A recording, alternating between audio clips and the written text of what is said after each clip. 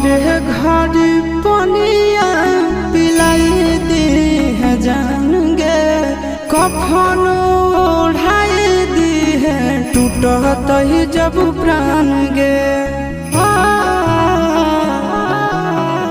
मरे घर पनिया पिलाई दी है जान गे, कफन ओढ़ाई दी है टूटत ही जब प्राण गे। हगे हमारा से तोरा